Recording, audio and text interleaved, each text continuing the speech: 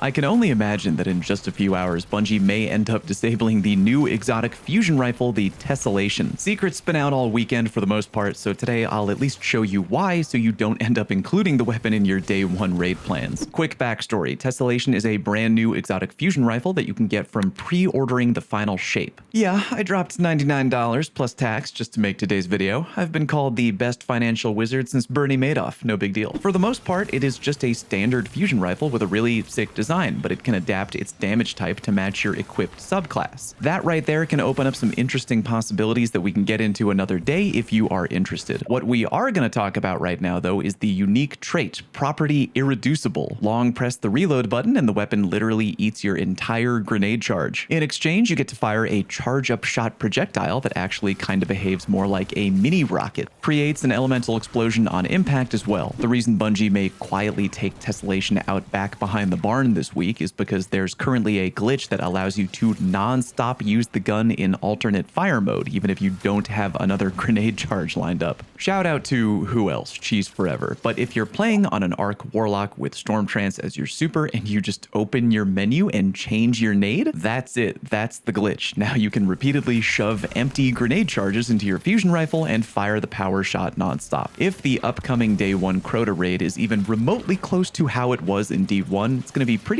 ad clear heavy, and I can't imagine Bungie being cool with players abusing a pay to unlock exotic that excels pretty hard in the burst damage ad clear department. Again, given the heads up on this one because word's been out all weekend, and I can only imagine Bungie closing shop on this exotic for the time being. And if that is the case, I would recommend you not plan to include this gun in any day one raid loadouts you might be trying to put together. Ring the notification bell, by the way, because I plan on putting out a video Friday morning going over what weapons and loadouts I'm going to recommend bringing into Crota on day one, and yeah, won't include this gun for obvious reasons. By the way, if you're worried about this glitched exotic, quote, ruining PvP, don't, at all. I'm more worried about Joe Blackburn possibly sneaking into my home and beating me with a pillowcase full of batteries over the old chaperone barrel length incident than I am about Tessellation ruining PvP. One, if you die when using this exotic glitch, you have to reopen your menu and manually change your grenade again. Easy enough to do in PvE, but in PvP where you die much more frequently? Yeah, ain't nobody got time for that. But more importantly, two, how do I put this? I would rather throw lawn darts at people in PvP than try to use the Tessellation. I'm not saying it's a bad exotic overall, it's just clearly made for PvE. Yeah, you can fire that alt shot and get a nice little explosion, but you need a direct hit to get a kill in PvP, and the splash damage, while fun, isn't exactly screaming top shelf option to me. Seems kind of like a we have Jotun at home type deal, and most of y'all know my feelings on that weapon in PvP. Anywho, ring the notification bell, got some good videos coming this week, all leading up to the day one raid on Saturday, which I hope to see you on Twitch for. Thank you for watching, and I'll see you on stream.